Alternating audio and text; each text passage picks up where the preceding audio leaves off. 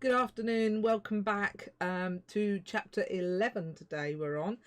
Last time I spoke we were learning about Hearty Springfield, the mulberry elf, and how he became involved when he spied a dark object looming towards him that was large and troll-shaped.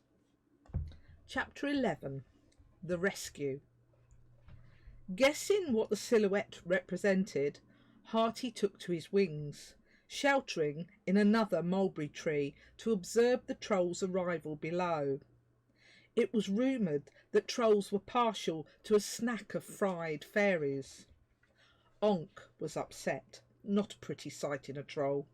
He was struggling with his new emotions spinning round his head, mourning the loss of his pretty and sad about the event with the little boy in the house earlier. Most trolls would have moved on with their life, going in search of the next meal. Onk, like luck of legend, remembered. His huge head, wrapped in the torn carrier bag, swung left and right, scanning the area for his pretty. He found the remains of his first dead dog hat a few moments later and, cuddling it to him with a low moan, sunk into the wet, dew-kissed grass, adding his tears to the general wetness of the area. Hearty was touched. The majority of fairies were diamond-hard little individuals, immune to humans' emotions and heartless to the point of a sewing needle, but not Hearty. Fairies were named by their most prominent personality characteristics, such as flighty, beauty, faith, and even smelly. And Hearty was no exception. He was named because he had a heart as wide as a whale's smile. He experienced all emotions deeply, which made him an excellent writer of human fiction. His empathy towards other species made him unpopular with some fairies. They called him a reject and backward, so Hearty lived an outsider in his own community. He attended formal functions and gatherings at the direct request of the Fairy Council, but nothing else. He dare not invoke the wrath of wrath or the ire of ire, two prominent, if short-tempered, members of the council. Hearty was moved to tears watching the big troll sobbing quietly by the river's edge. Onk sat now with his large feet dangling down the grassy bank. Tears flowing down his face plopped off the end of his chin and into the fast-flowing water beyond. Hearty fluttered closer towards the forlorn creature, settling a short distance away on a bouncy dock leaf in the full autumn sunshine. Without a thought for his safety and the precarious position he placed himself in, the tree elf decided to assist this sad individual, if he could, of course. He sat cross-legged on the leaf, composing his thoughts out loud before addressing the fearsome creature. "How do I address a troll?" he pondered. "I've never done it before. What do I know about trolls? 1. They only think of food. 2. They only speak one word at a time and understand less. And 3. They eat anything, dead or alive. I must be the most stupid elf in the 12 dimensions. Here goes nothing. Besides, I can't bear to listen to this hullabaloo any longer. Anything is better than that." Hearty decided to start the conversation with "hello." It seemed a good idea until he heard how thin and insipid he sounded, even though he shouted. Onk looked up at the tiny winged man sitting on a leaf a short distance away. Tears ran like small rivers over the troll's grubby face, making it a patchwork of alternate streaks of black and grey. Trolls didn't have the word white in their vocabulary. It wasn't necessary. Seeing the fairy reminded Onk of his pretty, and it upset him anew. He opened his mouth wide and emitted a huge heart-rending sob. "Ah!" he wailed. As he breathed out, the sound ramped up in volume and pitch. There followed a long, menacing pause at the top of the scale as Onk's lungs reversed and he inhaled. 2 massive lungfuls of air removed every molecule of oxygen from the immediate vicinity. Nearby reed beds bent forwards, bowing over at 90 degrees in abject horror. Onk's indrawing breath almost pulled Hearty straight off his dock leaf, forcing him to grab the sides with both hands and hold on tight. Local wildlife within half a kilometre knew there was an upset troll about, and if that wasn't enough warning, the sonic boom that followed, along with the rebounding sound wave rolling over the river, nailed it. Folk ran for cover willy-nilly, a sense of impending doom paralysing their sensible instincts. A number suffered minor injuries in their haste to escape. 2 gnomes sustained broken arms whilst reeling in their fishing lines, their entangled lines having caused them to fall into the river. This might have turned out all right, except they landed in a heap on several underwater stones, sustaining nasty elbow breaks. Garden gnomes love nothing more than a pleasant hour's river fishing when they can sneak away from their gardens. Hearty stood up, trying to stop the ringing in his ears, but it would be some weeks before he could hear properly again. Later on, his hearing would need assessing by the Deaf Elf Aid Federation's representative. He was advised he had moderate impairment and was offered an earring aid, the fairy equivalent of a hearing aid. "Are you okay?" Hearty restarted, not being able to hear his own words. Onk gazed at the mulberry house elf and replied, "Onk lost pretty." Hearty fell over for a second time, but not from Onk's noisy crying. He'd never, ever heard a troll speak more than 1 word. It was rumoured that American trolls could utter 2 words, but it was agreed by most that they didn't count, as they weren't purebred, being inbred with giants and the like.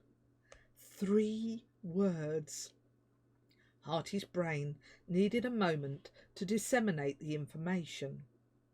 He carried on talking out loud to himself as he considered the ramifications of this event.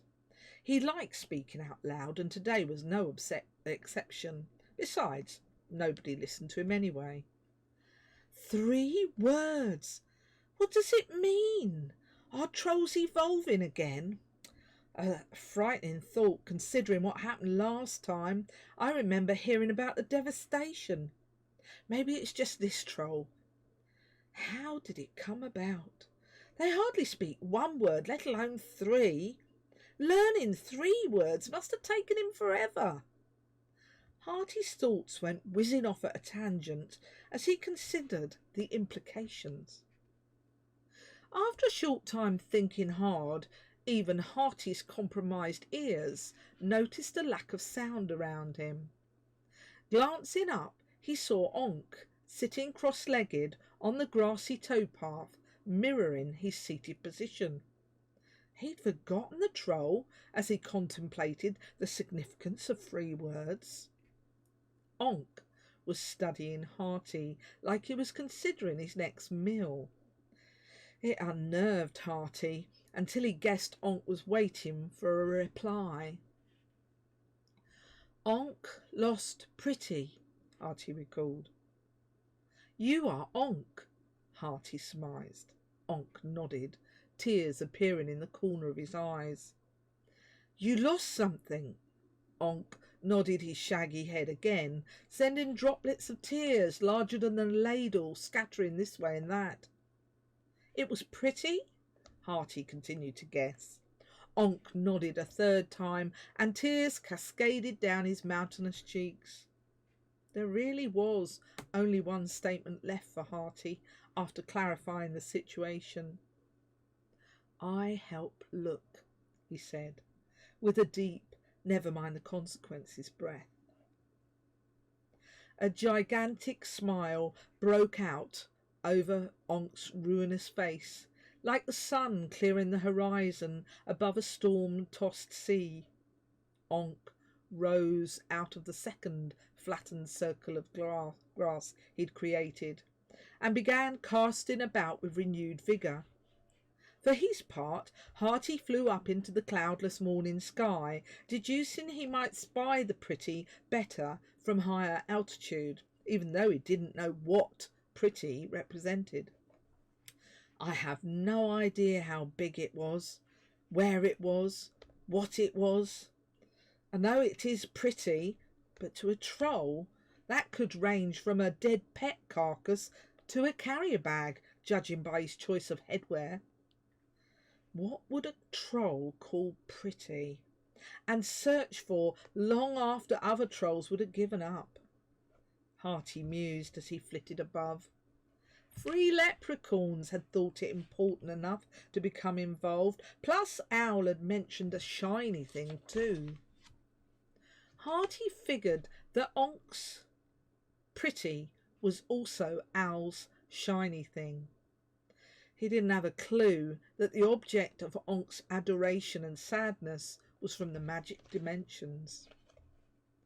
It must be some kind of bauble or toy, he concluded, scanning the ground below.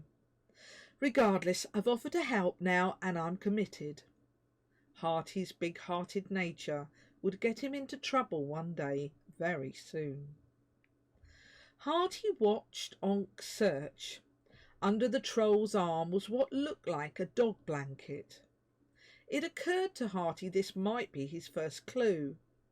Flying back down to Onk, who was on all fours inspecting river path puddles, Hearty puzzled how to phrase his next one-word question. Where? He asked, pointing at the blanket, hoping Onk would make the connection. Onk stood up and concentrated on Hearty's question. His brow furrowed like a ploughed field at the mental effort.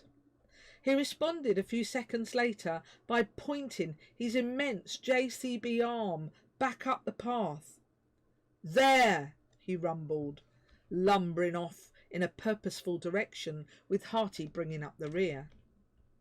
Without warning, Onk stopped. Hearty, flying low behind him, braked in the nick of time.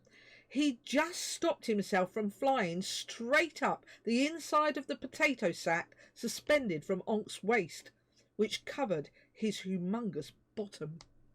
It was a close thing. Hearty had almost become a pressed buttock flower. The other outcome was too horrific to put on paper, but Hearty would have been unlikely to see daylight ever again. Onk pointed. Hearty, his mind tied up in a terrifying vision involving Onk's rear end, didn't notice the troll's extended arm.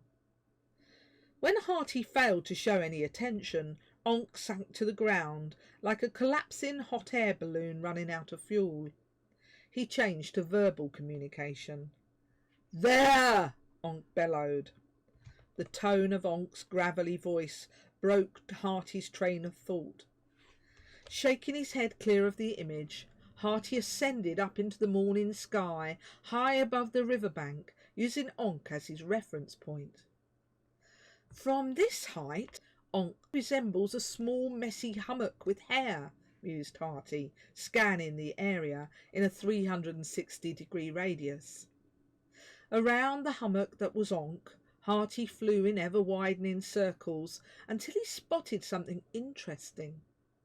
Fairy eyes were legendary for their scrutiny, beaten only by larger breeds of hawks. Hearty would never have spotted the pretty if it had been stationary.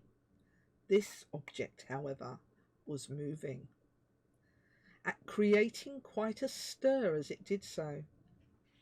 From his high vantage point, a shiny, sparkling marble appeared to be rolling itself away from the river, across the meadow and down in front of Ham House. As he descended, Hearty realised not only what the pretty was, but who was doing the rolling, or rather the pushing. Hearty's instincts told him a troll shouldn't have a fairy babe, but then neither should the newest captors of the pretty. There is no way in the 12 dimensions I'm going to leave that tiny innocent to those murdering, thieving hooligans. The creatures in question, there was a gang of them, were the cruelest, slyest, meanest woodland animals in the whole of England. They were more than a match for any single fairy or elf. The wood ants had lost their prize following the huge depletion of their ranks by the song thrush. The interest of the thrush had alerted the second group of woodland animals, a motley crew of flea-infested weasels, to the pretty. Without so much as a how d'ye do, this pack of beasts materialised, snatching the babe literally from over the heads of the tiny pathetic platoon of doomed ants. If I don't hurry, that babe will be gone to who knows where. I need help to rescue that infant, and I need it now. The tiny pink ball was moving away at a rapid pace in the grimy paws of its victors. I can smell the rancid stench of them from all the way up here. They haven't spotted me yet, but when they do, they'll be off like lightning, and I won't be able to keep up. Although fairies can fly, like humans, racing was left to the professional athletes amongst them. There was no time to lose. Hearty needed to call for help. Although fairies have legendary eyes, they don't have legendary voices. No one has ever said as loud as a fairy, have they? No. Fairies have teeny, weeny voices. In a competition with a field mouse, the mouse would win. Hearty hovered helplessly above, watching the gang of scruffy, nasty weasels giggling with glee at their fortune. They rolled their treasure with their dirty mitts, heading towards their deep underground den. From that point, all hope of saving the fairy babe would be lost, as the weasels navigated the complex and dark passages which ran for miles beneath Richmond Park. What am I thinking of? Hearty berated himself. I have a troll at my disposal. He flew as fast as his little shimmering wings would take him back to Onk. Only one word of warning was necessary. Weasels! He gasped, struggling for breath. Where? Stormed Onk, acknowledging the threat. Hearty pointed and followed in Onk's wake as the vast bulk of an enraged troll charged across the meadow towards the trees. Hearty made sure not to fly too close. The weasels didn't know what hit them. The first they heard, or rather felt, was a steady thump, thump, thump, growing ever louder, making the ground jump. Next, on the wind, came the disgusting smell of an angry troll, before finally the bellow of troll caught up with the awful smell almost simultaneously. The weasels, seeming to know their number was up, scattered to the four winds, scampering into whatever bolt hole they could find. Two found a disused rabbit burrow close by. The third hid in the long grass, whimpering.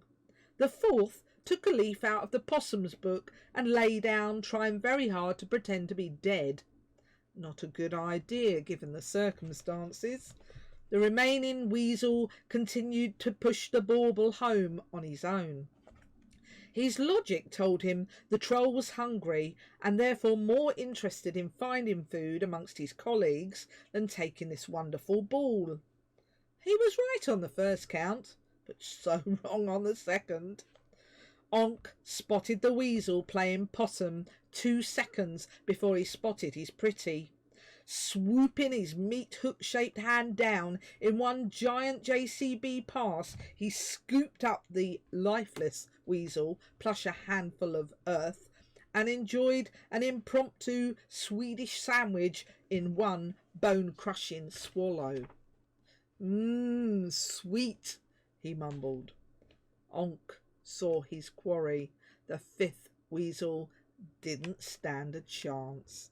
In another powerful lunge, Onk grabbed, then swallowed the furthest weasel whole. By the time Hearty had caught up, on the ground at Onk's feet lay his sleeping Pretty. He smiled at her, and using 2 fingers, he lifted her up into his soil-covered palm. Of the remaining weasels, the 2 in the rabbit burrow, observing the carnage, fainted. This meant they were saved and survived to tell their grand kits about the time an enraged troll fought them. The 3rd, lying low in the long grass, suffered a heart attack from shock as Onk lurched by. He had a few precious seconds of life left in this world and lay unconscious and unaware of his impending fate. Onk speeded the unlucky weasel's passage to the next life. The loud grating crunch of bones was unsettling to a mild person like Hearty. He needed several minutes to compose himself after being sick in the bushes. He apologised for his lack of manners, vomiting on the home of the angry beach fairy residing there. She calmed down enough to offer him a clean leaf of water to freshen up once she saw Onk was with him. Afternoon found Onk under Hearty's mulberry tree, cradling the Pretty in his hands, whilst Hearty sat above him on the lowest branch, considering the situation. It was clear Onk had no intention of hurting the infant. In fact, he seemed besotted with the sleeping child, staring at her inside the cocoon and smiling like a simpleton.